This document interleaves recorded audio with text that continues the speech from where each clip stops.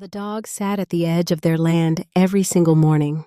Same spot, same direction. Due north toward the wall of red rock that locals called Redwall Rim, the kind of country that swallowed men whole and gave nothing back. Nora Calfield watched him from the porch, coffee going cold in her hands.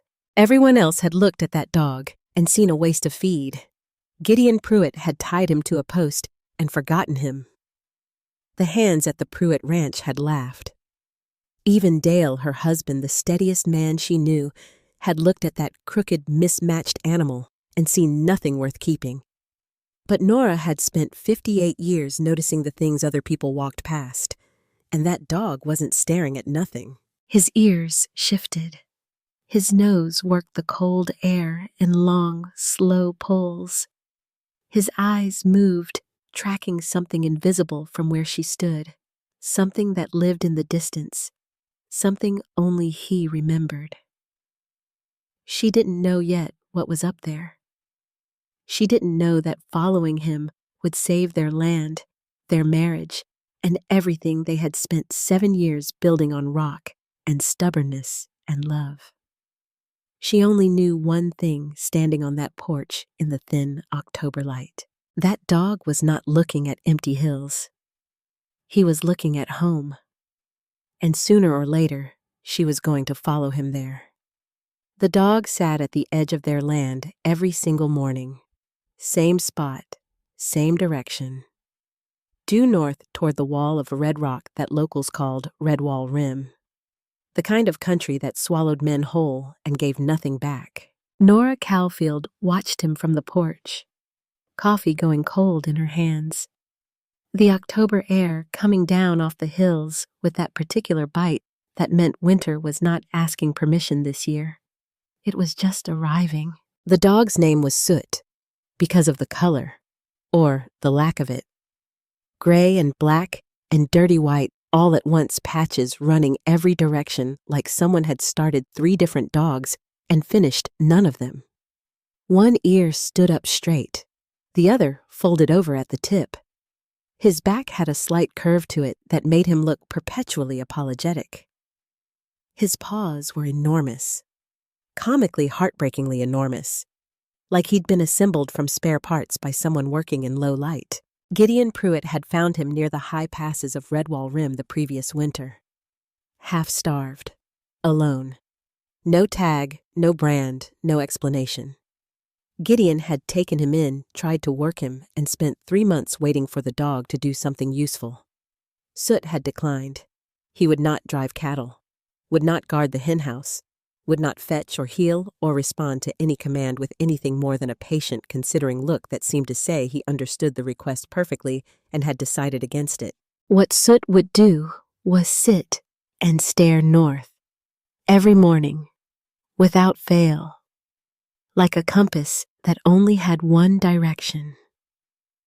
So Gideon had tied him to a post and forgotten him. And when Nora and Dale had come to the Pruitt place to trade eggs for salt and nails, Gideon had offered the dog the way a man offers something he's embarrassed to still have. Take him, free.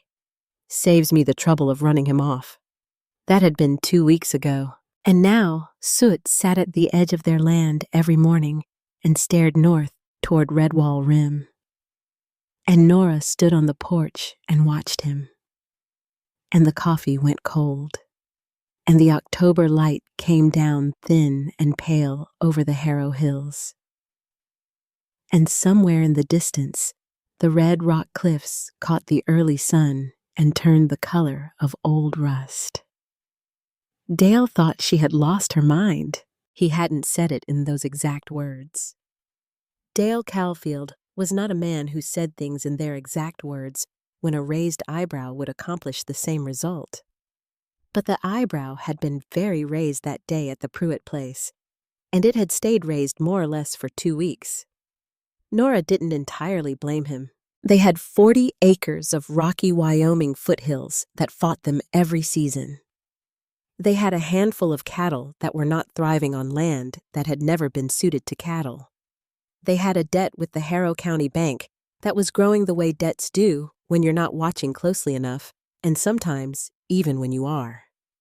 They had a root cellar that was not as full as it should be going into November. They had each other, which was more than some people had, and which Nora reminded herself of regularly, especially on the evenings when Dale got quiet in that particular way that meant he was doing arithmetic in his head and the numbers were not cooperating. What they did not have was room for a dog that did not work. Nora knew this.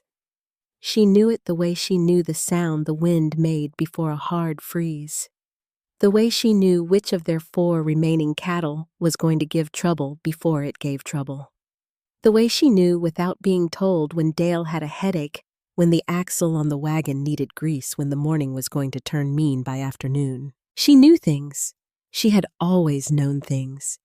The quiet, knowing, the kind that didn't announce itself, the kind that her mother had called being observant, and her older brothers had called being strange, and her father had simply called it Nora. She'd had 58 years of people walking past the things she noticed. She was not going to walk past this dog. The morning Gideon Pruitt had offered him Nora had crouched down in the Pruitt yard and looked at Soot straight on, eye level. The way old Amos Brierly had once told her, you had to look at a frightened animal. Low, patient, unhurried, as though you had all day and no particular interest in the outcome. Soot had looked back at her, not the way a scared dog looks, not cringing, not showing teeth, not the frantic eagerness of an animal desperate to please. He had looked at her the way a thoughtful person looks at another thoughtful person at a dinner party when everyone else is talking too loud. A quiet, considered look, an assessing look. Then he had turned and looked north, and Nora had felt the hair rise on her arms because his eyes moved when he looked north. Not the blank, unfocused stare of an animal daydreaming. His ears shifted. His nostrils flared and worked. He was reading something in the distance, something specific and real, and the intensity of his attention was the most purposeful thing she'd seen in a long time. She'd stood up and said, "We'll take him." And that was when the eyebrow happened. The drive home from Pruitt's had been quiet in the specific way that Dale and Nora's disagreements were often quiet. Dale drove the wagon. Nora sat beside him. Soot sat in the wagon bed, facing backward, watching the Pruitt land recede, and said nothing, which put him one up on both of them. After about a mile, Dale said, "We can barely feed ourselves." Nora said, "I know." He said, "A dog that won't work eats just as much as a dog that will." She said, "I know that too." He said, "Gideon Pruitt has run stock for 30 years, and he couldn't find a use for that animal." She said, "Gideon Pruitt also married his barn, practically speaking, and hasn't looked at anything new since 1887. Dale did not have an immediate response to that. The road went on. The wagon wheels found every rut. Soot kept watching the hills grow smaller behind them, ears working nose up. "He's looking at something," Nora said quietly. Dale glanced back at the dog. "He's looking at the hills. He's looking at something in the hills. There's a difference." Dale faced forward again. His jaw did the thing it did when he was deciding whether to say more or less. He decided on less. The horses walked on. The Harrow Hills came up around them, big and old and red in the afternoon light. They didn't speak again until they reached home. That night was harder. That night, Dale sat at the kitchen table with the ledger open, and the numbers were doing what numbers did, and somewhere around the 3rd column, he closed the book very carefully and said, "We have until spring, Nora. That's what we have. The bank needs real payment by spring, or they start asking questions we can't answer." She said, "I know." He said, "We don't have the margin for experiments." She said, "I know." He said, "I've followed you on a lot of things. The chickens, when we couldn't afford the feed. The second quarter-acre of kitchen garden when we barely worked the first. The decision to stay in Harrow Hills when both our families said we were fools for buying this ground. She said, and he looked up from the closed ledger. His face was tired. Not angry, just tired in the deep way that men get tired when they have been trying very hard for a very long time and the result keeps refusing to cooperate. And I would do it all again, he said. Every bit of it. But Nora, the dog. I know about the dog. Then why? Because I know what I saw, Dale. You saw a dog staring at a hill. I saw a dog that knows something. The silence between them was the kind that had texture. The kind that meant they had both said their piece and neither piece was wrong, and that was somehow worse than one of them being wrong. Dale closed his eyes for a moment, opened them, said if it so much as looks sideways at the chickens, it won't. You don't know that. She looked at him steadily. You're right. I don't. He was quiet another moment. Then he got up and went to bed. And in the morning, Soot was still there, lying across the threshold of the cabin door, like he had decided the door was his responsibility, and Dale stepped over him without saying anything, which was its own kind of answer. The weeks that followed were a study in patience and small wonders. Soot would not herd. This remained true. Their 4 cattle ignored him, and he ignored them back with mutual and complete indifference. Dale had tried once half-heartedly to see whether the dog might move a heifer that had wandered to the wrong end of the pasture. Soot had watched the experiment with polite interest and then walked away. The heifer stayed where she was. Dale had moved her himself, but things happened around Soot that Nora catalogued carefully. The first happened in the second week of October. Their doe goat, a nervous, high-strung animal named for no reason Nora could recall. Mrs. Percy was in the middle of a difficult birth. The kid came wrong. Nora was there, had been there for 2 hours in the cold of the barn. Her hands doing what needed doing, the goat in distress, the whole thing going badly. And then Soot came in and lay down 3 feet from the goat's head. Just lay down. Calm as still water. And Mrs. Percy, in the middle of her crisis, looked at the dog, and something in her breathing changed, slowed. The panic that had been tightening her muscles for an hour eased by degrees. The kid came 20 minutes later. 2 of them, actually. Dale had been standing in the barn doorway, and he did not say anything. But he looked at the dog a long time before he went back to the house. The second thing happened 4 days later. A barn cat had kittens in the hayloft. One fell. Nora heard it from across the yard, that particular thin needle cry of a newborn animal in trouble. By the time she got to the barn, Soot had already climbed up to the loft, an extraordinary feat for an animal with his particular geometry, and was carrying the kitten back down the ladder in his mouth. Not gripping it, cradling it. The kitten had stopped crying by the time he reached the bottom rung. The third thing was the one that stayed with Nora longest. Their oldest cow, a heavy red animal they called Margaret, took sick in the 3rd week of October. A respiratory thing. Nothing fatal, probably, but enough to make her miserable and skittish, flinching at sounds pacing her stall, unable to settle.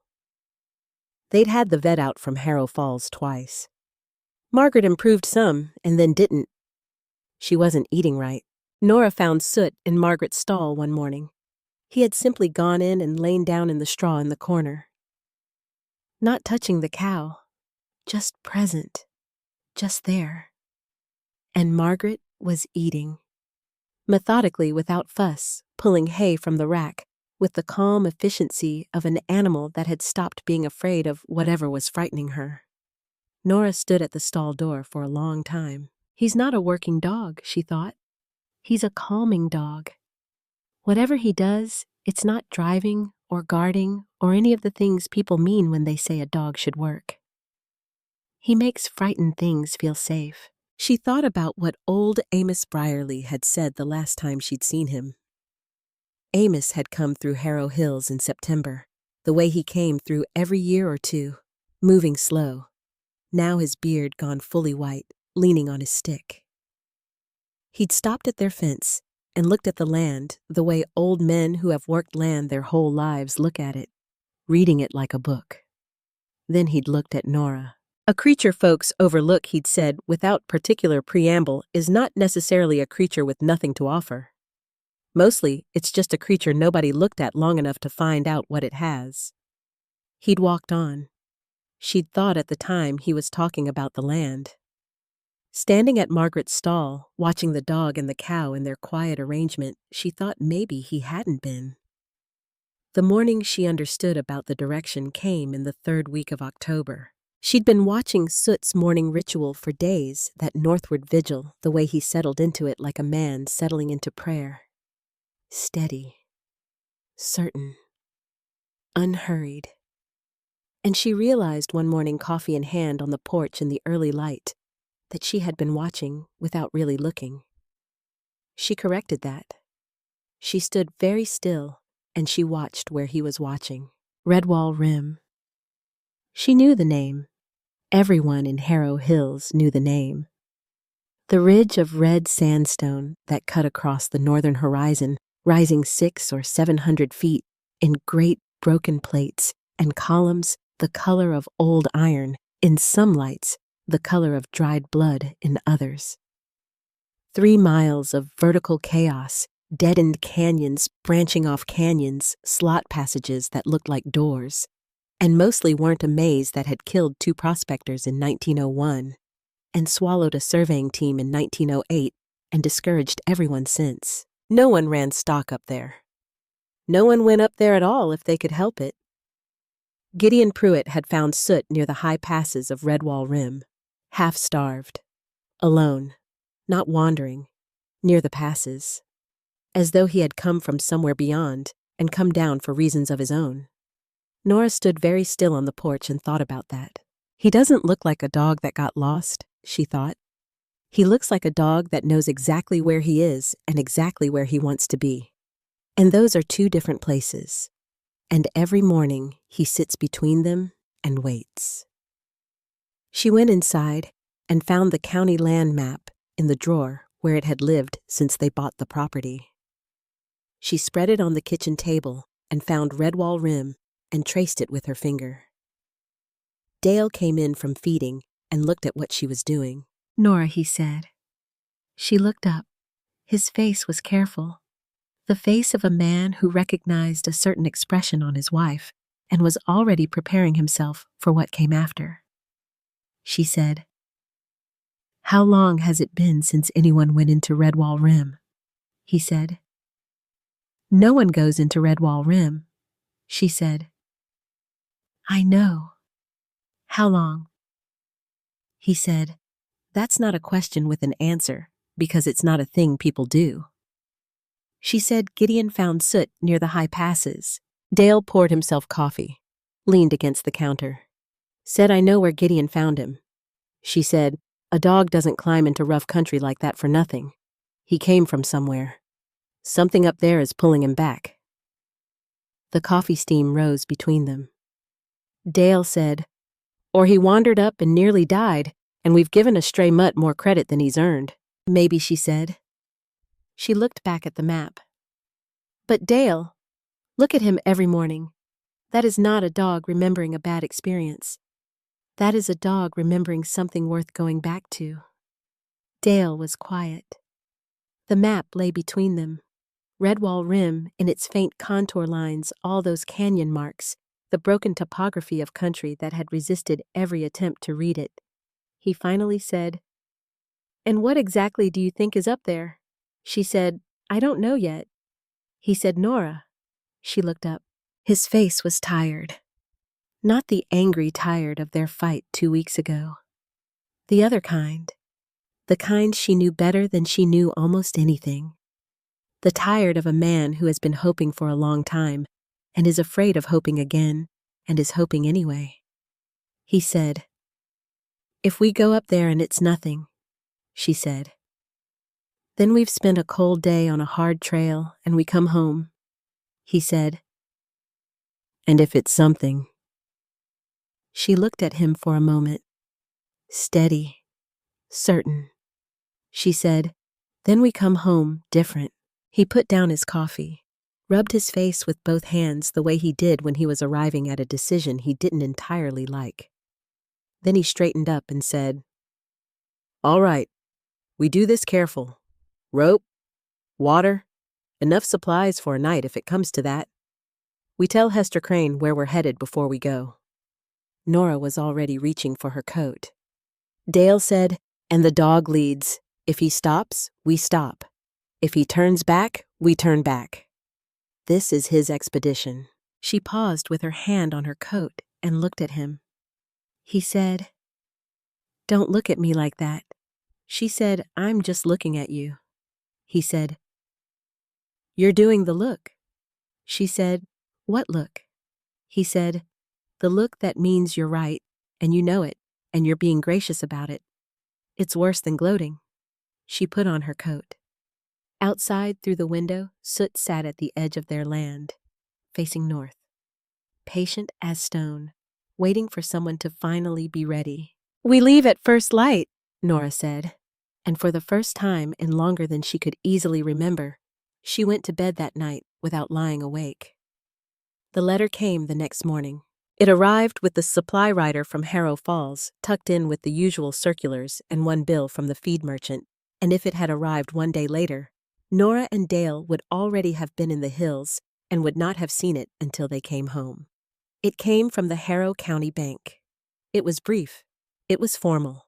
It said that given the current arrears on the Caulfield property loan, and given the bank's reassessment of collateral value in the current season, the bank was requesting a meeting at the earliest opportunity to discuss the account. Dale read it standing at the kitchen table and then read it again. Then he set it down. He didn't say anything for a while. Then he said, They're not waiting until spring. Nora read it, felt the cold of it settle somewhere below her ribs. She said, It says a meeting. It doesn't say. He said, I know what it says. I also know what it means. They're getting ready to move on us, Nora, before spring. If we go into those hills and come back with nothing, we may not have until spring to fix it. She sat down, looked at the letter, looked at the map still spread on the table from yesterday. Outside the window, Soot sat at the edge of the land. North, always north. She said, Then we can't afford to come back with nothing. He said, That is not a comforting reframe of the situation. She said, Dale, look at him. He didn't want to, but he looked. The dog sat in the thin light of early morning, with his mismatched ears and his overlarge paws, and his one slightly apologetic posture, facing the one direction he had faced every morning for 3 weeks without deviation or doubt or apparent second thought. Dale looked at him for a long time. He said, We leave tomorrow. First light. Nora folded the bank letter and put it in the drawer with the map. She said yes. He said, Rope and water and supplies for a night. She said, Already planning. He said, And if it's nothing? She said, Then we figure out the bank. He said, And if it's something? She didn't answer right away. She looked at Soot, at the long, patient line of him against the morning sky. Then she said, Then everything changes. That night, she sat on the porch steps long after Dale had gone in. Cold enough that her breath came out in small clouds and the stars were the hard, bright kind you only got in deep autumn, punched clear through a sky with nothing between you and them.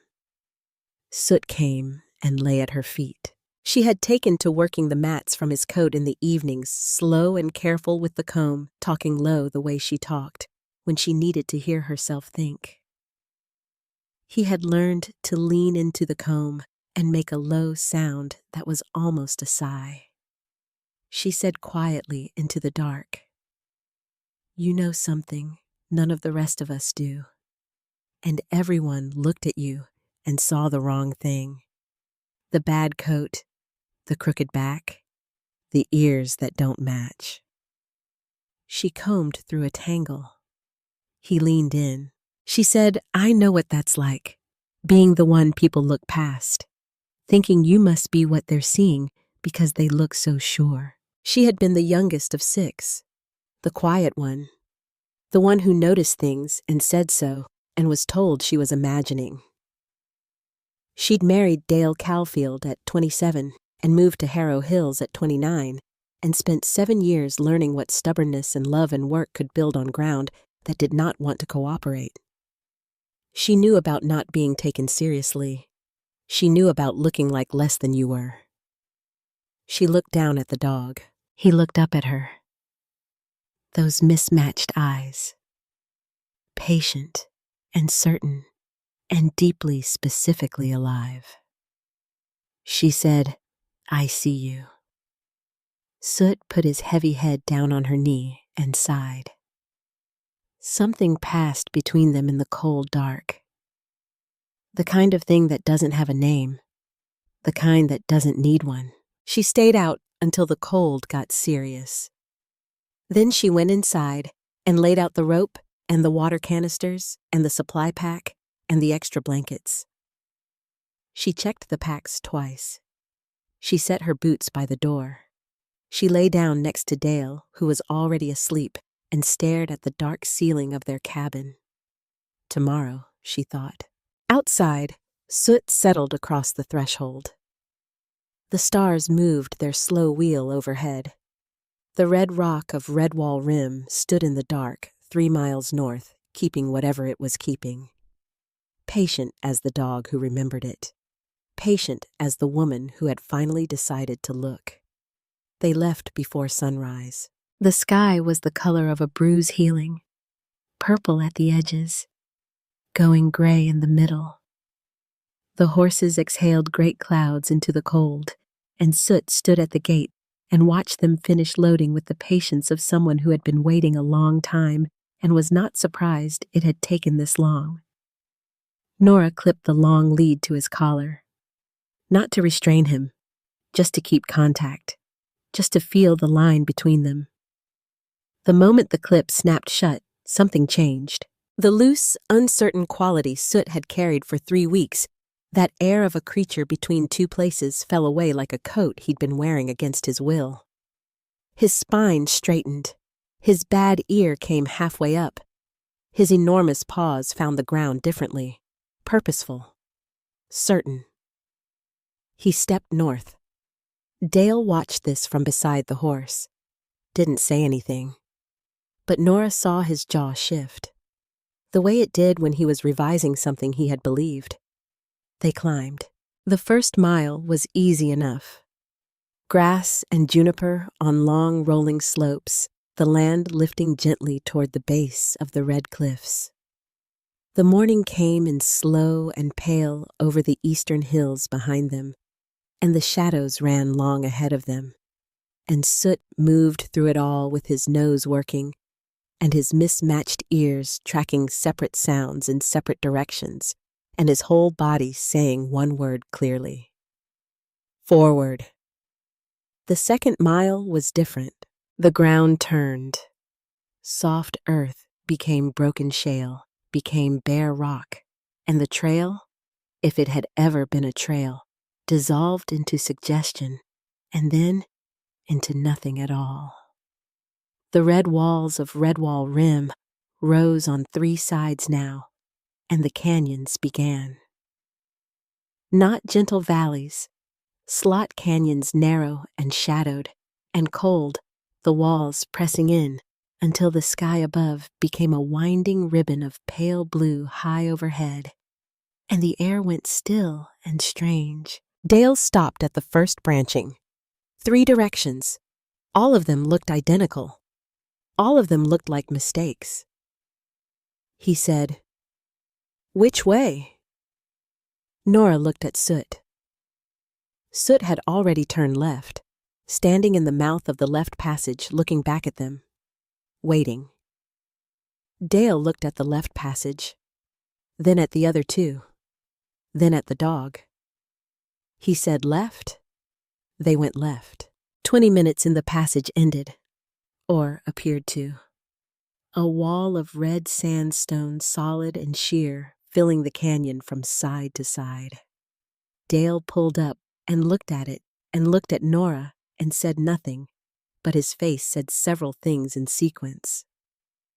Soot walked to the far right edge of the wall, where it met the canyon side, and pressed through a fold in the rock that from 10 feet away was invisible. A gap barely wide enough for a person. 6 inches wider than the packed horse. They got the horse through sideways, Dale going first leading, his shoulders brushing both walls at once, the pack scraping stone, the horse not happy about any of it and expressing this clearly. On the other side, Dale stood and looked back at the gap. He said, "I would have turned us around there." Nora said, "I know." He said, "I was completely certain that was a wall." She said, "I know." He looked at Soot. He said, "Don't say anything."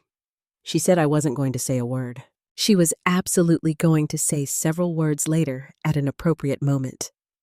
But not now. Now she watched Dale process the experience of being wrong about something he had been completely certain of, and she gave him the gift of doing it privately. They went on. The passages twisted and climbed. The walls rose higher. The sky narrowed to nothing and then widened again as they moved from slot into chamber into slot. Cold in the shadows. Briefly warm where a shaft of midday sun found the canyon floor.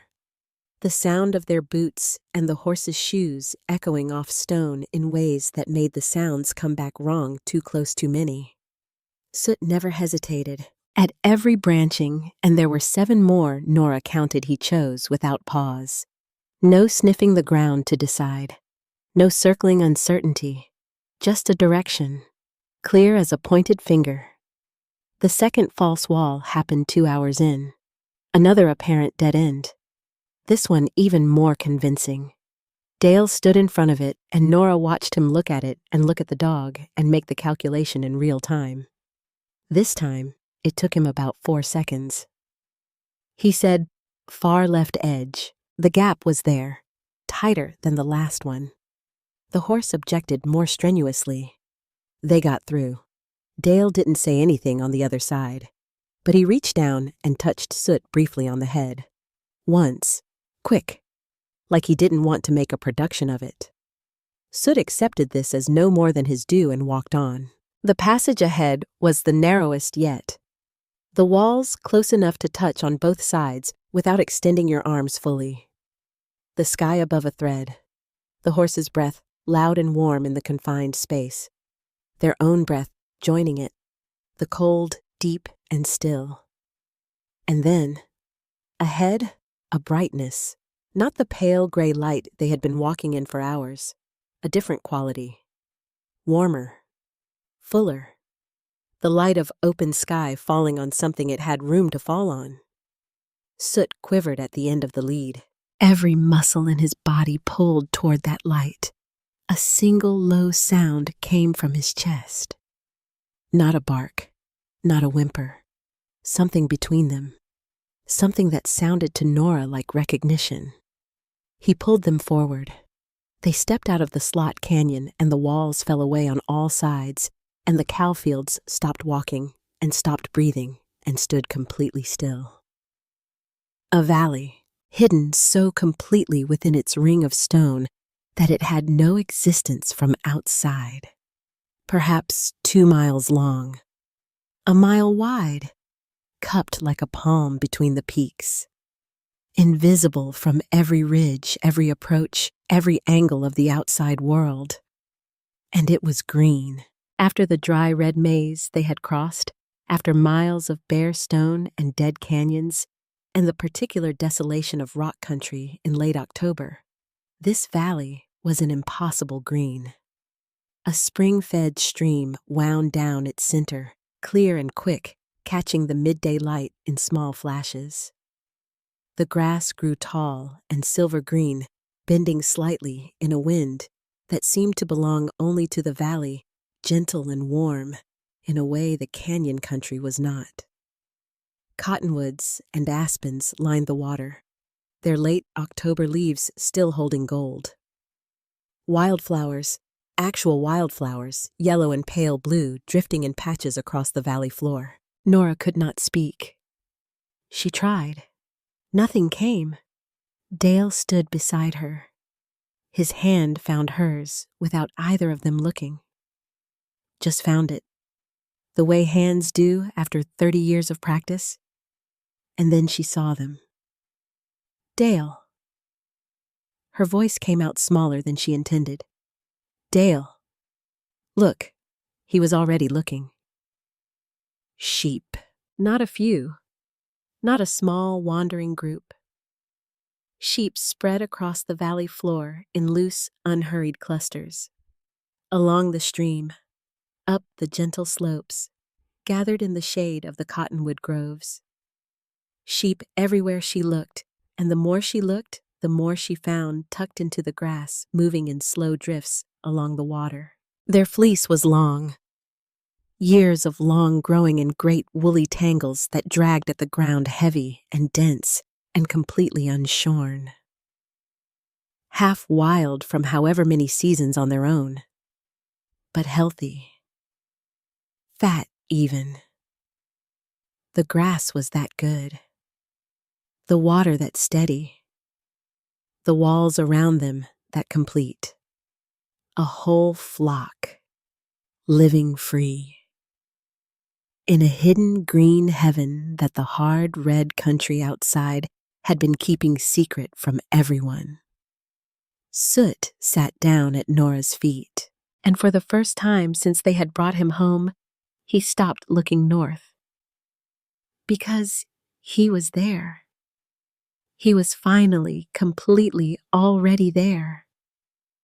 His tail moved against the grass, slow and certain. His tongue came out. His mismatched eyes swept the valley with an expression that Nora had no adequate word for, except perhaps peace. He had not been staring at nothing. He had been remembering this. Dale laughed. It came out of him sudden and startled and genuine. The laugh of a man who has spent a long time in the serious business of survival and has just been ambushed by something wonderful. It bounced off the canyon walls and came back to them different. Bigger. He said, Nora. She said, I see it. He said, those are sheep. That's a hole. She said, I know. He said, there must be how many do you? She said, a lot. Keep counting. He counted, stopped counting, started again. He said, Nora, this is everything. Do you understand what this is? This is the ranch. This is the bank. This is 10 years of wool going to the railhead in Harrow Falls. This is all of it. This is the thing we have been trying to find our way to for 7 years, and it was here the whole time, and a dog nobody wanted knew where it was. She was already kneeling in the grass with her arms around Soot's shaggy, mismatched neck, her face in the fur that smelled of canyon dust and something older. Something she couldn't name. She said into his neck quietly so Dale wouldn't hear the way her voice broke on it. You knew. The whole time. You knew exactly where it was, and you just needed someone to finally follow you. Soot leaned into her, heavy and warm. His tail knocked against the ground. The valley spread around them in the October light green and still and full. The trouble with miracles is that the morning after the work begins. They spent the night in the valley, built a small fire near the stream. The sheep gave them wide, cautious looks from a distance, but did not bolt. Soot settled near the flock's edge, and the animals nearest to him gradually stopped watching and went back to grazing, which told Nora something she filed away carefully. By firelight, They talked through what they had. The sheep were feral enough to be difficult. Descended from domestic animals someone's flock lost or abandoned. Maybe a herder who hadn't survived the high country. Maybe stock that had wandered through a passage no one else had found and then could not find again. They had multiplied here over years, maybe many years. Fat and healthy, but completely unhandled. Dale said, "We can't drive them out, not through that slot.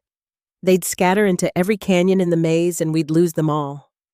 Nora said, "So we don't drive them. We gentle them first. Here, where they're calm, where soot can work." Dale looked at the dog sitting at the edge of the firelight with the flock at his back. He said, "And then we see what he actually does. They found out at dawn." Nora woke early, found Dale already awake watching the valley. The light coming down from the eastern rim filling the valley slowly from the top down, turning the grass from gray to green as it went. She tried to move 3 sheep toward the stream. The whole flock exploded. 50 animals suddenly going in 15 directions, and Dale was on his feet waving his arms, which helped nothing, and Nora was saying, "Stop, stop, that makes it worse," and it was objectively a complete disaster. Then Soot went to work. He did not run. He did not bark or snap or do anything that any working dog they had ever seen would have done. He walked, slow, low, his belly nearly brushing the grass. He placed himself not behind the sheep, but alongside them, and then slightly ahead, and then at a small angle that Nora's eye could not quite decode, but that the sheep apparently understood perfectly. He did not chase, he guided. The way water finds the downhill, the way a current carries without forcing. The scattered animals slowed, looked at him, and then in ones and twos, and then in larger groups, they began to drift back together, back toward the stream, back into a loose, quiet cluster that was not panicked and not running and not scattered to the canyon walls. Within an hour, the whole flock stood in a calm group near the water.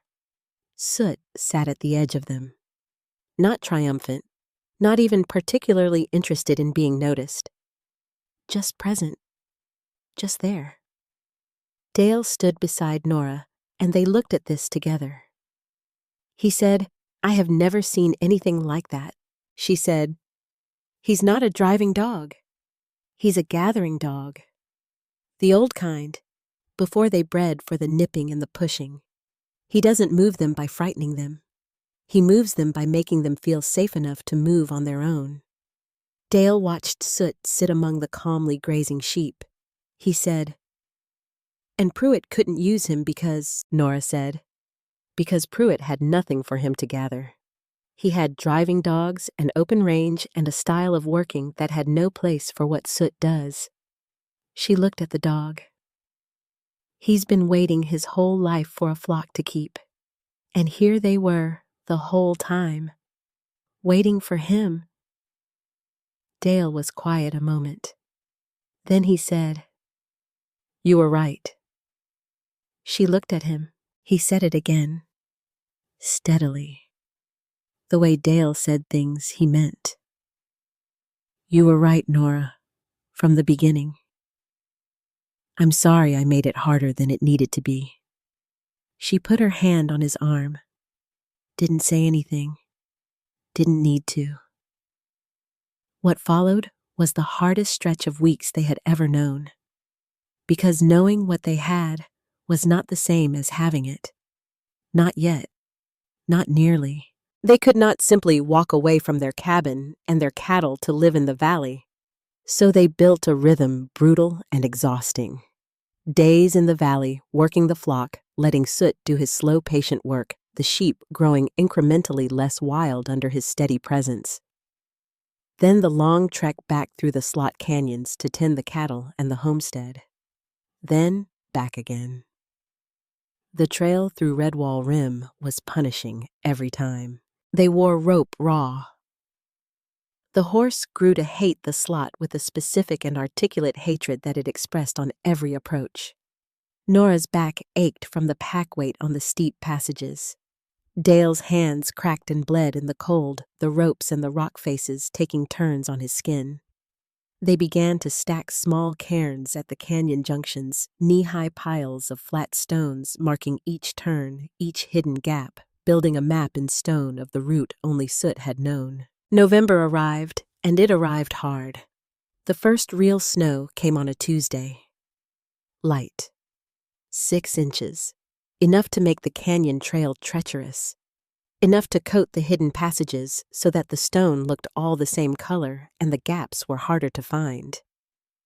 They came stumbling out of Redwall Rim that evening, both of them half frozen, the horse trembling, and not forgiving anyone for this, Suet, the only one who appeared to find the whole enterprise reasonable. Inside the cabin, Dale built the fire, and Nora made coffee, and they sat across from each other at the kitchen table without speaking for a long time. Dale finally said, "We can't get enough out before spring. Not at this rate." She said, "I know." He said, "A few head at a time through that canyon in this weather. We need hands and equipment and a proper operation. We need partners or capital or both. We need time we don't have." She said, "I know." He said, "The bank letter." She said, "I know, Dale." He said, "We found a fortune we can't carry home." He pressed his palms against his eyes. She watched him, the firelight moving on his face, the lines in it. 7 years of Wyoming wind and hard work, and the particular aging that comes from caring about things that might not work out. She said, "We'll figure it out." He said with his palms still over his eyes, "I know we will.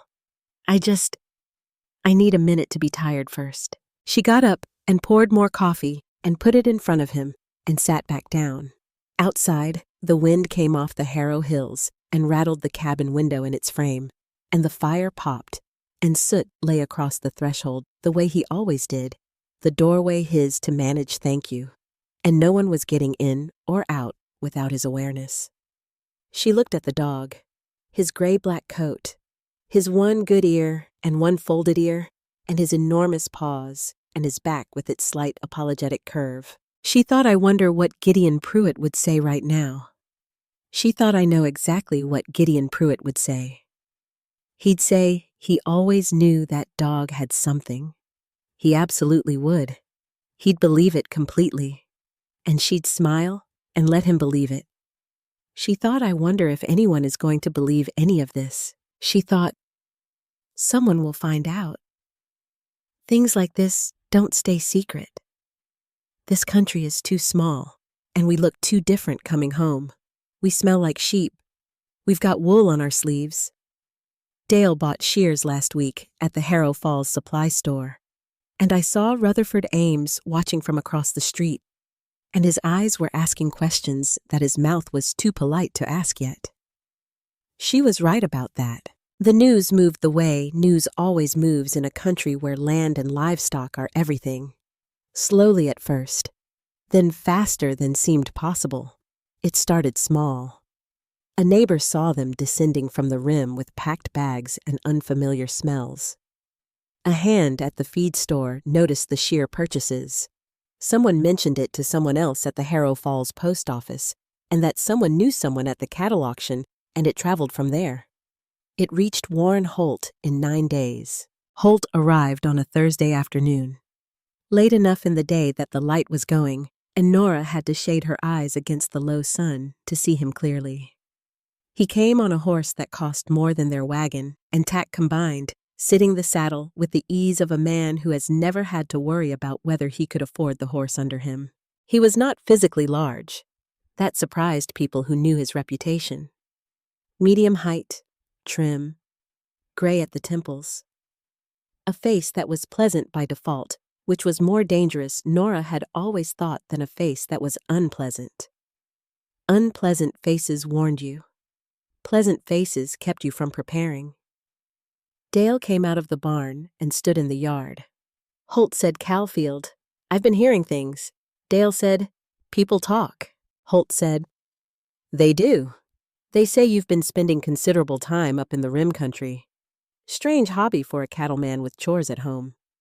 Dale said, "Our business is our own." Holt's eyes moved, slow and thorough, taking in the yard, the new shears by the barn wall, the wool caught in the fence rail from the last trip home. The way Dale was standing square and careful, which was how Dale stood when he was being careful.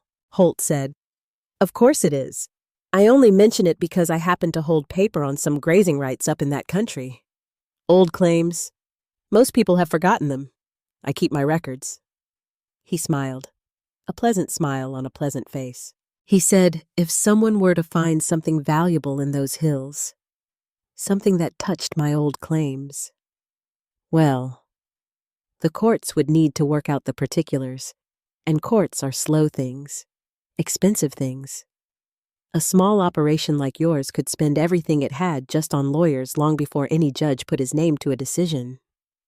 Nora had come to stand in the cabin doorway.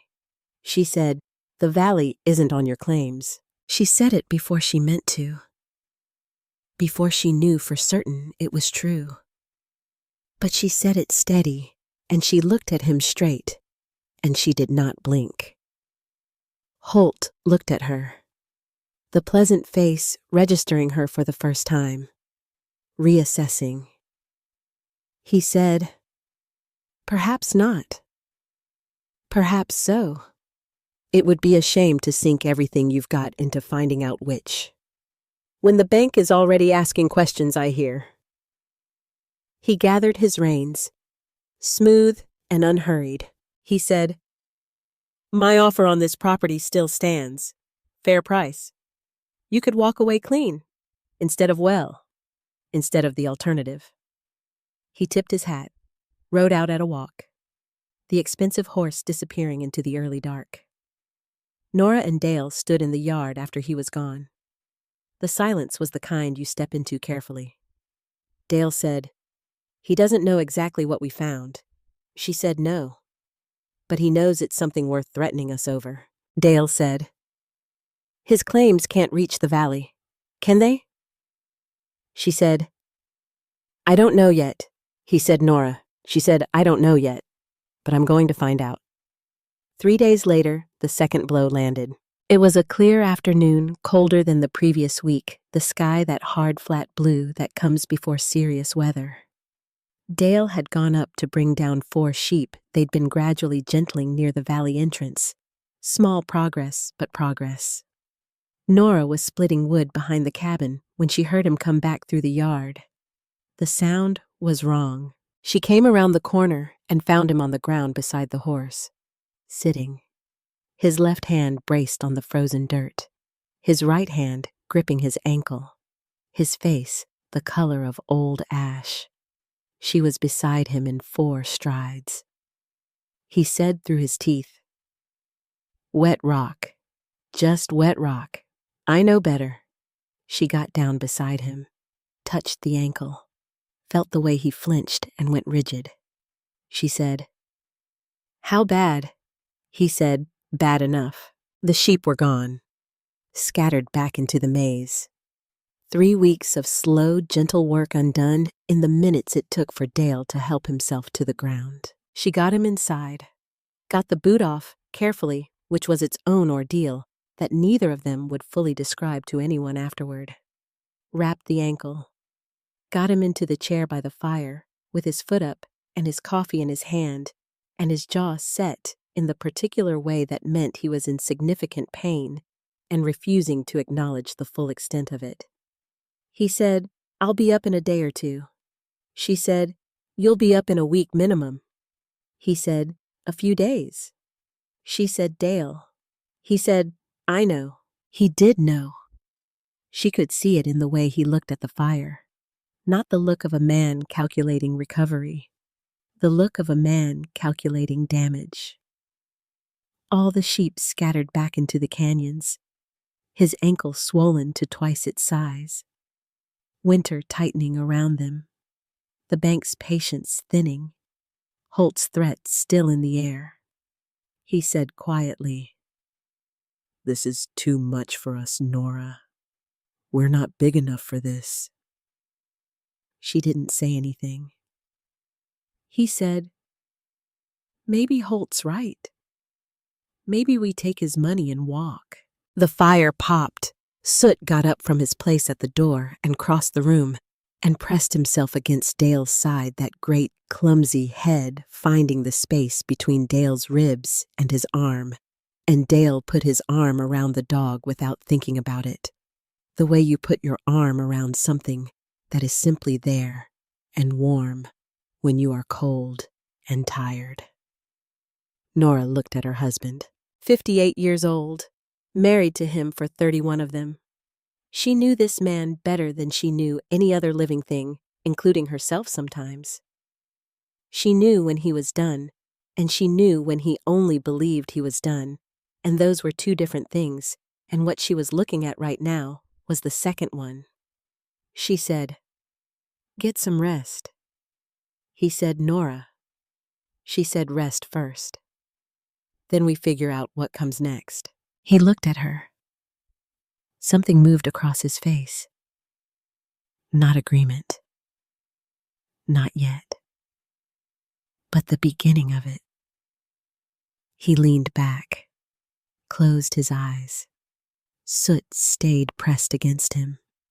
Nora sat for a while, watching the fire, watching her husband sleep in his chair with the dog keeping him company.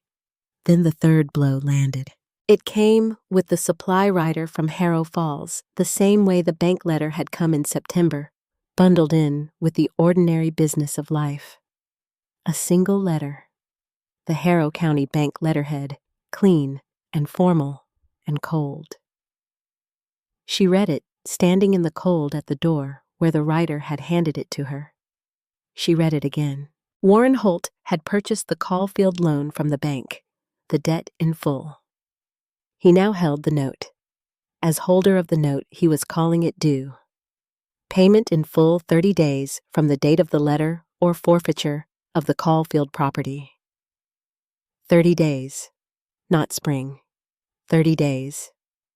She stood in the doorway with the letter in her hands and the cold coming in around her and the sound of Dale breathing in his chair and Soot watching her from across the room with his mismatched eyes. 30 days. Deep in November, with her husband's ankle in pieces, with the flock scattered back into the canyons with no way to bring enough sheep out through the snow and the slot rock in 30 days to raise the kind of money that would pay Holt back his own weapon. She thought, he didn't need the courts after all. She thought, he just bought the rope and handed us the noose. She folded the letter very carefully, put it in her coat pocket, closed the cabin door against the cold, stood in the middle of the room for a moment looking at nothing. Then she went outside. The snow had started while she was reading the letter. Light and fine. November snow, the serious kind, the kind that was not asking whether you were ready. Settling on the roof of the barn. Settling on the fence posts. Settling on the ground between the cabin and the edge of the land where Soot had sat every morning for 3 weeks watching the north. She walked to that spot, stood there, looked north toward Redwall Rim, dark against the gray sky, keeping its valley, keeping its flock, keeping its secret. She had been so certain. She had staked their land on a strange dog's gaze. And she had been right, gloriously, impossibly right, and it was not going to be enough. Being right was not enough. The world did not stop for people who were right. It stopped for people with money, with lawyers, with the patience to wait out anyone who didn't have those things. She had found a valley full of sheep, and she was going to lose her home anyway. The snow came down around her fine and relentless. Soot came and sat beside her in the snow. Not in the house where it was warm. Out here, in the cold, in the fading light beside her. She looked down at him, his coat collecting snowflakes, his breath coming in small clouds. his mismatched ears, his crooked back, his enormous patient paws. This animal that every rancher in the county had assessed and found lacking and passed over and walked away from. They had all looked at him and decided what he was. Every single one of them. And every single one of them had been wrong. Folks who looked at the rim saw dead country. Wrong. Folks who looked at Soot saw a useless dog. Wrong. Folks who looked at the caulfields saw people too small to matter. Wrong. And Holt, who had looked at their debt and seen a weapon, Holt had done something else too, hadn't he? He had spent real money, his own, buying that debt, which meant he believed what was behind it was worth more than what he'd paid. He had told her with his own money that the valley was real and valuable and worth taking seriously. He had shown her his whole hand. She stood in the snow and felt something shift. Slow at first, the way ice shifts in spring, deep and structural before anything at the surface shows. Then faster. She turned and walked back to the cabin, her feet certain on the frozen ground. She pushed open the door. Dale was awake, looking at her from his chair, his face carrying everything he'd been thinking while she was outside. She said, "He made a mistake." Dale said, "Nora." She said, "Holt, buying our debt. He made a mistake." She sat down across from him and leaned forward. "He thinks he trapped us. But what he actually did was tell us with his own money that he believes the valley is ours to lose." Dale said, "We can't pay him back in 30 days. She said, "Not alone." He said. Then she said, "Not alone." "Dale?" She looked at him steadily. He looked back, and she watched him see what she was seeing. Slowly, and then all at once. He said, "You're going to make him our problem."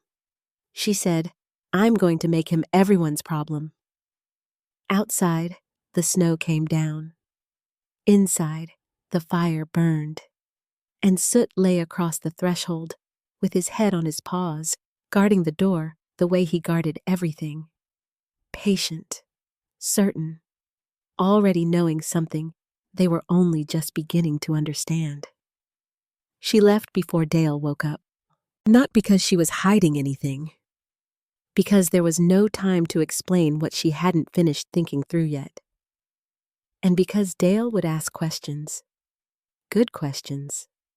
Reasonable questions. The kind that would slow her down when she needed to move. She left a note. 3 words. Gone to town. Soot watched her go from the doorway. She looked back at him once, his one good ear up, his one folded ear doing what it always did. His mismatched eyes steady on her face. She said quietly, so as not to wake Dale, keep him company. Soot stepped back inside and lay down beside Dale's chair. Good enough. The ride to Harrow Falls took 2 hours in the early morning cold. The snow from the night before had stopped, but left the road packed and white, and the horse's breath came in long, rolling clouds. And Nora's fingers went numb inside her gloves by the first mile, and she didn't stop to warm them. No time. 27 days. The county land office sat on the north end of Harrow Falls Main Street, between the assay office and a hardware store that had been there since before anyone currently living could remember. A small building, brown paint going gray. A sign so weathered the letters were more suggestion than fact. The clerk inside was a young man of about 30, with ink-stained fingers and the look of someone who had organized more paper than any human should have to, and had developed strong opinions about filing systems as a result. He looked at Nora when she came in. She said, "I need the plat records for the Redwall Rim parcels. All of them. Every grazing claim filed in that section going back 40 years. He said, That's quite a few files, ma'am. She said I have all day. He blinked. She sat down at the long table, and he brought her the files. Box after box.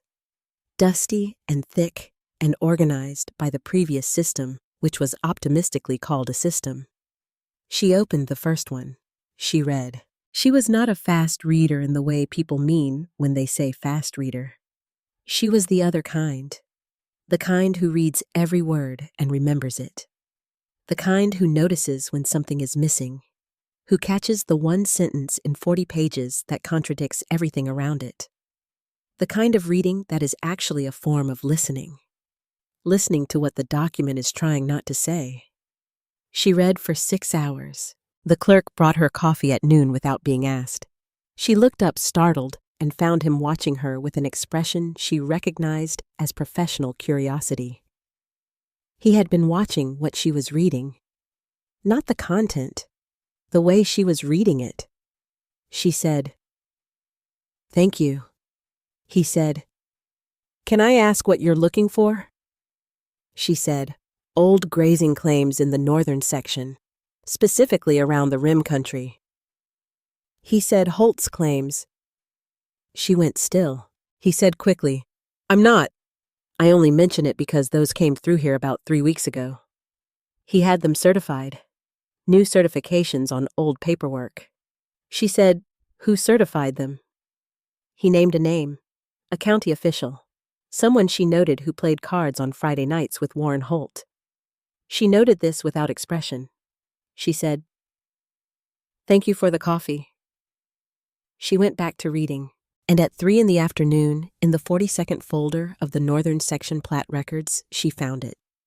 The original survey of Redwall Rim Country, 1893. A government survey team, the kind that came through in those years, marking everything for future reference, drawing lines through land they had never walked and would never walk again using instruments in triangulation and best estimates. She found the boundary line of Holt's grazing claim, traced it with her finger, followed it north along the western face of the rim, then east, then south. Closing the boundary. The hidden valley sat 300 yards north of Holt's claim line. 300 yards. His paper touched nothing that mattered. His carefully certified, recently refreshed, decades-old grazing rights reached to within sight of what she needed and stopped. She sat back, let out a breath she had been holding for 3 days. The valley was on open federal range, unclaimed, unregistered, free to any person willing to file a homestead or grazing application with the Territorial Land Office. Which was, she noted, a different office from the County Land Office. 40 miles east, in a town called Ridgecrest. 27 days. She could make Ridgecrest in a day if she pushed, but there was something she needed to do first. She closed the folders, stacked them with care, thanked the ink-stained clerk by name, which she had learned from the placard on his desk, which she had read on the way in, because she read everything. She went out into the late afternoon cold, and turned not toward home, but toward the Pruitt place, 6 miles south. Gideon Pruitt was in his yard when she arrived, moving a water trough with the help of one of his hands, the kind of late afternoon work that happens because it has to happen regardless of the hour. He looked up when she rode in, looked at her horse, looked at her face. He said, "Mrs. Caulfield." She said, "Gideon. I need to tell you something." He told the hand to go on ahead. The hand went. Gideon leaned against the water trough and crossed his arms and waited with the patience of a man who has spent most of his life waiting on animals and weather and has gotten reasonably good at it. She told him, not everything, the right things, in the right order. She told him the dog he had given away for free had led them through Redwall Rim. She told him what was on the other side. She told him how many sheep, how much grass, how much water. She told him what Warren Holt had done with their banknote and what he wanted and why. She told him that the valley sat on open federal range, not on Holt's claims. She told him she was going to file for it. but that she needed partners with capital and hands and equipment, and that she would rather stand in a room with people she had known for years than hand Holt any more time to find a different angle. Gideon listened to all of this without interrupting. When she finished, he was quiet for a long moment. Long enough that she heard the wind in the fence wire and a horse shifting in the nearest stall, and one of his dogs somewhere in the back of the property barking at something. He said finally, "That dog found all that."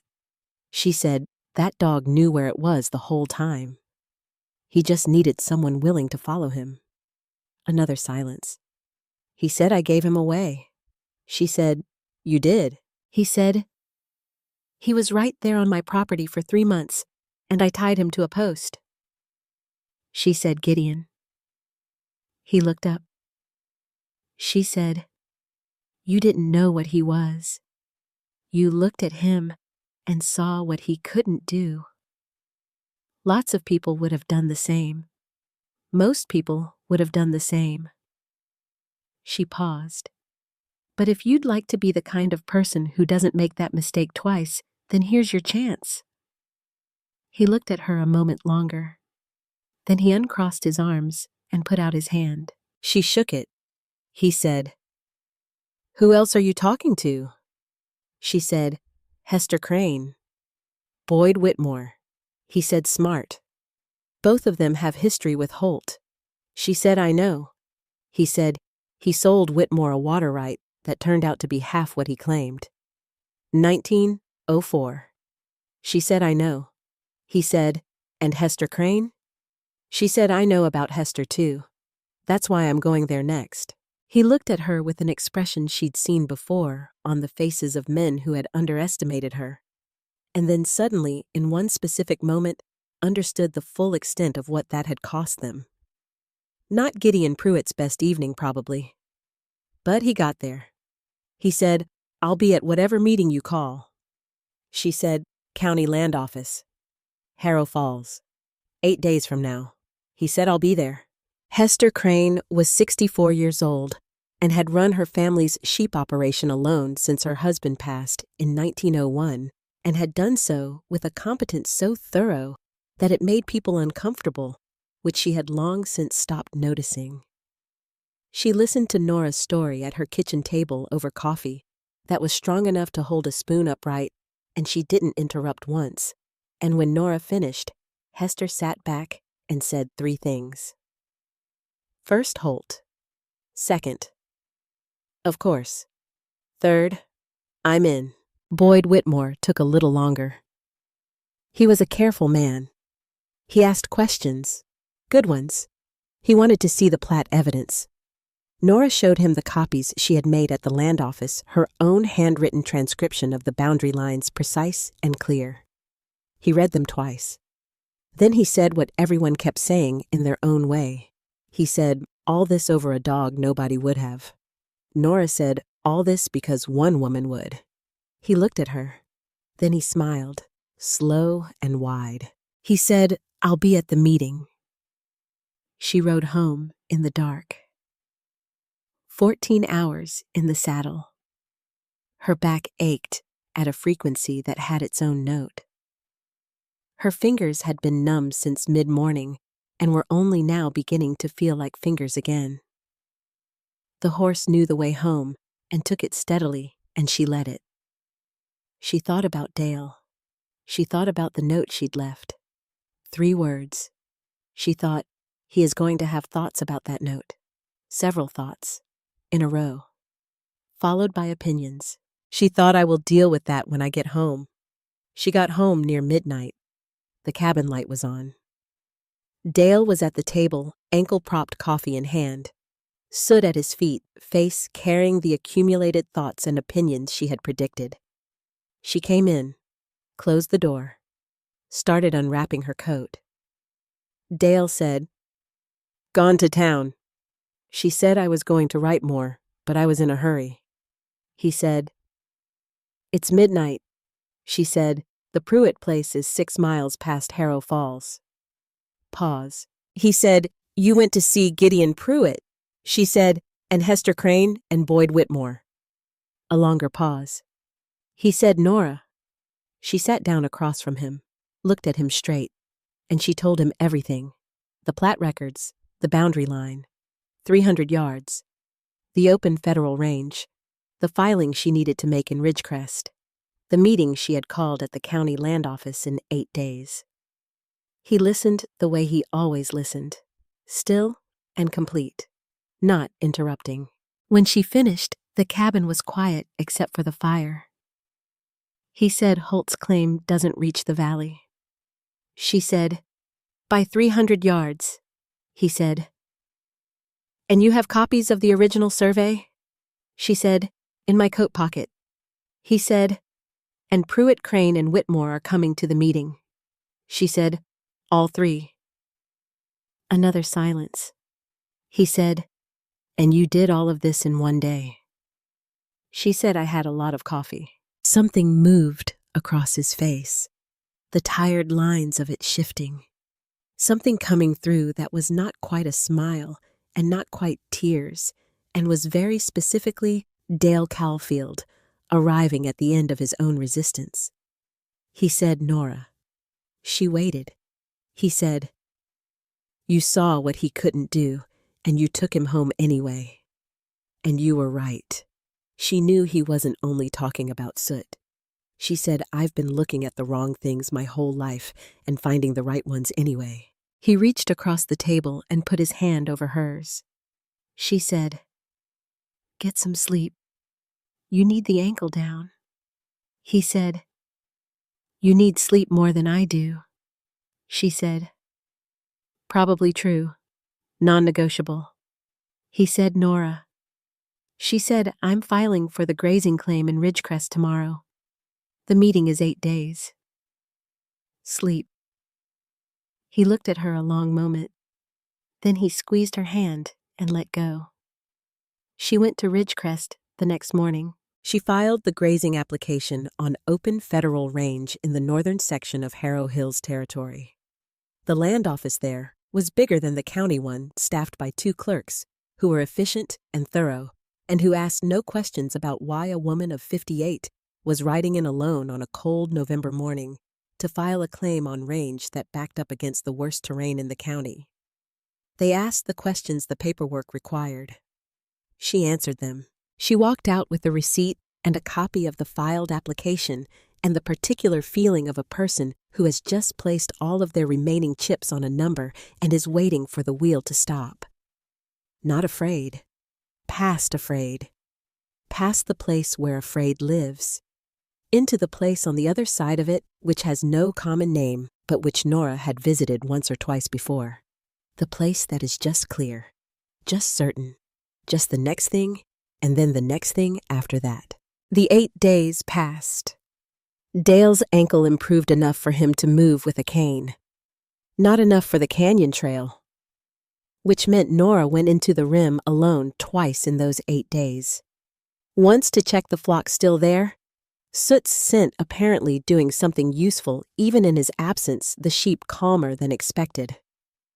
Once to begin marking the trail more thoroughly, stacking the cairns larger, more visible, preparing for the day when other hands would need to follow them. Hard days. Cold days. Days where she came home so tired, she ate standing at the stove because sitting down meant not getting back up. But the meeting was coming. And Warren Holt had been told. Not by her. By the way information moves in small towns, which is faster than anyone intends. He knew there was a meeting at the county land office. He knew who had been invited. He didn't know exactly what she had found in those 42 folders of plat records. He thought he did. That was the difference.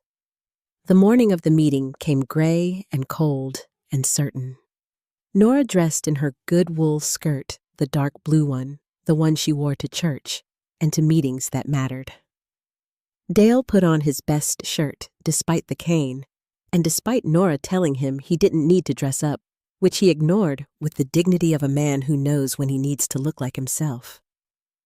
Soot got in the wagon without being asked. Nora looked at him settled in the wagon bed, facing forward for once, ears up, nose reading the cold air. She said, You're coming. He looked at her. She said, All right then. They arrived at the Harrow County Land Office at 8:45. Gideon Pruitt was already there, standing outside, with his hat in his hands and the expression of a man who has decided to do the right thing and is determined to look comfortable about it even if he isn't. Hester Crane arrived at 8:50 punctual as a clock and dressed for business, which meant her good coat and the look on her face that had made men reconsider poor decisions for 20 years. Boyd Whitmore came at 8:55 with a copy of Nora's plat transcriptions in his breast pocket and the water rights grievance from 1904, apparently still fresh enough to fuel something useful. The territorial land agent, a man named Aldous Fenn, came from his office down the street, having received Nora's written request for his presence 4 days ago. He was 70 spare and had the quality of a man who had seen enough disputes over land to have no patience for theater. The banker, a new man brought in from Ridgecrest after the previous bank manager retired, came last, just before 9. Young, thorough, the kind of banker who reads the paperwork all the way to the end. Warren Holt arrived at 9 o'clock exactly. He came through the door and stopped, took in the room. Gideon Pruitt, Hester Crane, Boyd Whitmore, Aldous Fenn from the land office, the new banker, and Nora Calfield standing in front of a table with a map on it, her husband beside her with his cane, and a large gray-black dog of extremely improbable appearance sitting at her feet like he owned the floor. Holt's pleasant face did something complicated. He recovered it. Fast. The face reassembled itself into its default expression, smooth and easy, and giving nothing away. He said, "Mrs. Caulfield, what a thorough gathering." She said, "Thank you for coming, Mr. Holt." He found a seat, crossed his legs, looked at the map on the table with the expression of a man who has not yet decided how much he knows. Nora began. She did not raise her voice. She did not perform. She had not prepared a speech. She had prepared evidence which was better. She laid the certified copy of the original 1893 survey on the table. She laid her transcription of Holt's claim boundaries beside it. She placed them so that Aldous Fenn could see both clearly, which he did, leaning forward with his spectacles and tracing the lines with a practiced eye. She said, "The valley located north of Redwall Rim's primary ridge lies entirely on open federal range. The nearest boundary of Mr. Holt's grazing claims ends here." She pointed, 312 yards south of the valley's southern edge as measured by the 1893 survey. She looked at Holt. She said, "Mr. Holt purchased our banknote 11 days ago and called it due in 30 days, citing she had the letter." She placed it on the table, the accelerated terms available to a new debt holder under the county lending agreement. "We do not dispute his right to do so." She paused. She said, "We dispute his right to the valley." Holt said pleasantly, "Mrs. Caulfield, I have certified copies of my grazing rights. Recently certified. The boundaries, as I understand them." She said, "As you understand them, Mr. Holt?" She looked at Aldous Fenn. He said, without looking up from the survey copy, "The 1893 survey is the authoritative document for this section. County certifications of claim boundaries are filed against it." He turned the paper, slightly adjusted his spectacles. "The boundary as drawn here would place the northern parcel." He tapped the location of the valley outside the Holt claim area. The room was quiet. Holt uncrossed his legs. "Crossed them the other way." He said, "Survey lines from 1893 are not always precise. There can be questions of interpretation, of instrument error. A court would want to consider." Gideon Pruitt said, without particular heat, "I've ranged that country for 30 years, Holt. I know where your claims run." "You know where your claims run?" The question is whether everyone else in this room knows it now, too. Something shifted in the room. The pleasant quality of Holt's face was doing real work now, maintaining itself against pressure. He said, "There are still the matter of the debt. 30 days is..." The new banker cleared his throat. He said, "I've reviewed the loan history." He opened his folder. The original terms of the Caulfield note include a provision that the note returns to negotiated terms upon challenge of the acquiring holder's collateral claims. He looked up. If the validity of Mr. Holt's interest in the surrounding property is in dispute, a dispute now a matter of record in this office, the 30-day call period is suspended pending resolution. Silence. Nora had found that provision on day 2 of the 8 days. She had written to the new banker on day 3. He had replied on day 5. Holt was looking at the table now, the survey copy, the boundary lines. Gideon Pruitt, Hester Crane, Boyd Whitmore, who had said nothing and whose silence was of a specific quality that anyone with a long memory understood. He was counting. He was a businessman. Before he was anything else, he was a man who counted. And what he was counting right now was the number of ways this room had closed around him while he walked through the door, thinking he was arriving for a surrender. He said very quietly, "You filed the grazing claim." She said, "6 days ago." He said, "With the territorial office." She said, "In Ridgecrest." "Yes." He said, "Before this meeting." She said, "The meeting needed to be about what you owe us, Mr. Holt, not about what we're claiming. Those are different conversations."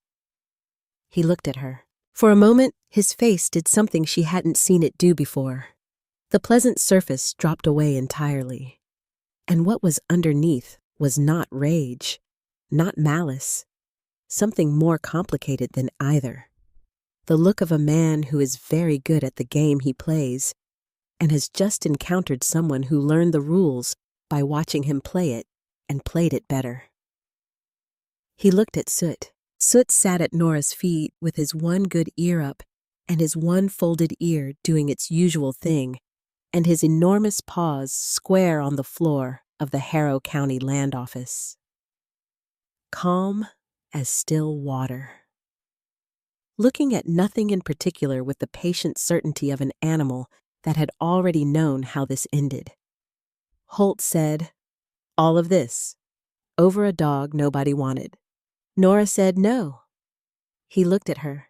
She said, "Over a dog that everyone looked at wrong." The room held that. Holt picked up his hat, turned it once in his hands, that smooth, unhurried movement of a man who is deciding which version of himself to be in the next 30 seconds. He said, "I'll take repayment, full amount, by the agreed date." He stood. He said, "Good day, Mrs. Caulfield." He walked out. The door closed. Nobody said anything for a moment. Then Hester Crane made a small sound that might have been a laugh and poured herself more coffee from the pot on the side table. Gideon Pruitt looked at his boots and said something quiet to them. Boyd Whitmore unfolded from his chair and shook Dale's hand, and then turned to Nora and shook hers and held it an extra second. Aldous Finn collected his papers and said, "I'll have the survey confirmation filed by end of week. The grazing application should clear in 30 days, given no dispute is registered." The banker said, "I'll send written confirmation of the suspended terms today." And then they all left one by one back into the cold, gray Harrow Falls morning. Until it was just Nora and Dale and Soot in the county land office, and the map on the table. And the quiet. Dale said, "You knew about the provision, the 30-day suspension clause." She said, "I found it on day 2. He said, "And you wrote the banker." She said, "Day 3. He said, "And arranged everything before the meeting, so that by the time Holt walked in," she said, "the room was already the room I needed it to be." He was quiet a moment. Then he said, "Nora Caulfield." She said, "Dale Caulfield." He said, "I married a remarkable woman." She said, "You did. And you've occasionally required reminding." He laughed, and it sounded like the laugh in the valley, startled and real. She folded the map, put it in her bag. The survey copy, the bank letter, the filed application receipt, all of it carefully. Then she looked at Suet. He was already standing. "Ready," she said. "Let's go home." The spring that followed was the spring that changed everything. Not all at once. Nothing real happens all at once. It happened the way valleys go green slowly and then completely, and then you can't remember what it looked like before. The partnership formed in the weeks after the meeting. The Caulfields and Gideon Pruitt and Hester Crane, with Boyd Whitmore supplying capital in exchange for a share of the first 3 years' wool. They brought hands and equipment to Redwall Rim, widened the worst passages, built proper cairn markers all the way through head height and unmistakable, raised shearing sheds in the cottonwood groves by the stream, the timber brought in, piece by piece through the slot, and assembled by men who were by the end of it very tired of the slot. Soot worked through all of it, gathering the flock each morning with that slow, low, patient certainty that had not changed since the first morning in the valley.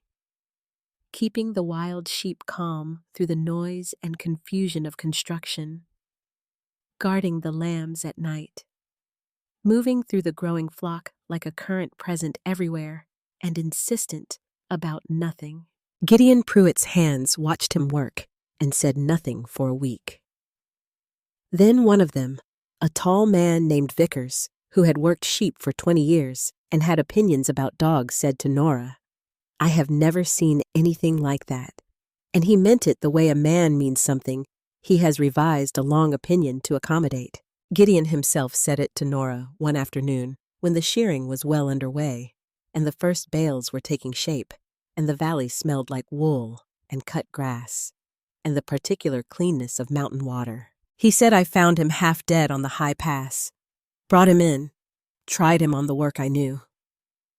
He said this looking out across the valley, not at her.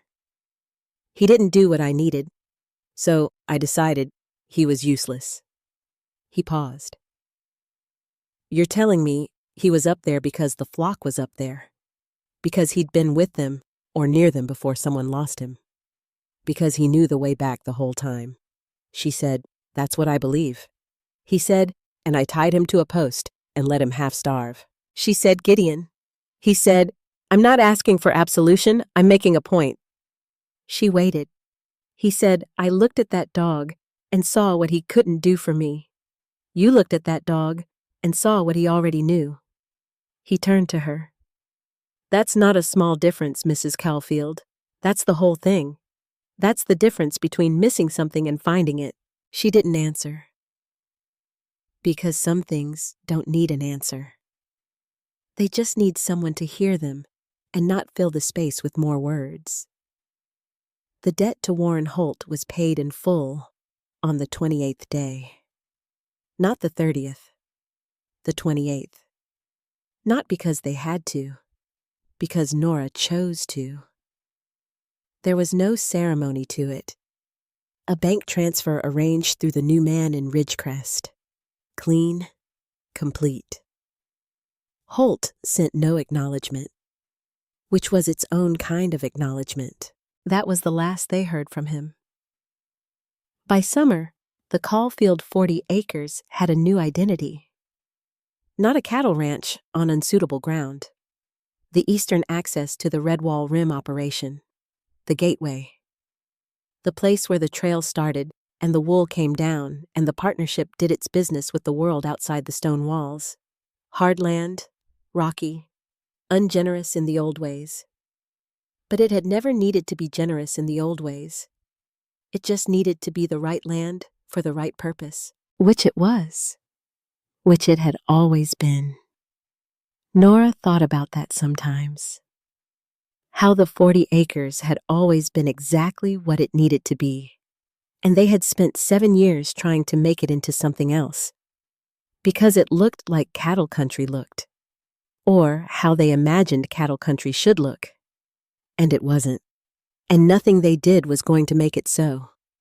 But it was perfect, absolutely and completely perfect, as the front door to something no one else could see. You had to look right. That was all. You just had to look right. The autumn came in gold and cold and clean. October again. A year past the October when Nora had stood on the porch with cold coffee watching a strange dog stare north. The same hills, the same angle of morning light, the same thin bite in the air that meant winter was considering its options. Different everything else. She walked up to the valley one afternoon, alone. Through the rim passages she now knew so well she could walk them in the dark, and had once in December, which she did not recommend, but which she had survived. She came out of the slot into the valley and stood on the low rise at its edge. Below her, the valley in October. The stream catching the late sun. The cottonwoods in full gold leaves coming down in slow drifts across the water. The shearing sheds standing solid among the trees. The flock spread across the grass in the long amber light. Hundreds of animals, now the wild count grown and joined by animals Hester Crane had moved up from her own operation, the valley big enough and rich enough to hold them all. Sound of the stream. Sound of the wind in the cottonwood leaves. Sound of the sheep, that particular soft, constant murmur of a flock at peace. Footsteps behind her. Dale came up beside her, moving well now the cane long since left by the cabin door. His face in the October light, all the lines of it, all the years in it. The man she had married at 27 and argued with and built things with and lost sleep over and chosen again every year in the quiet way you choose someone when there's no ceremony to make it official. Just the daily decision. Just the turning toward.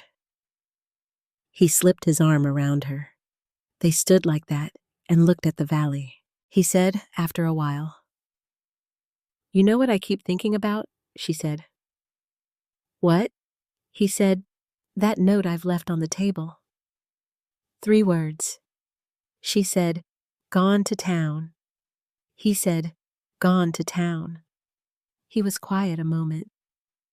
"I woke up and my wife was gone, and there was a note that said, 'Gone to town,' and the dog was sitting next to my chair, looking at me like I was supposed to know what was happening." She said, "You did know what was happening." He said I had a theory. She said it was the right theory. He said, "Mostly." She said, "Entirely." He said, "Largely." She laughed, and then, down on the rise, where the grass met the stone at the valley's edge, Soot appeared.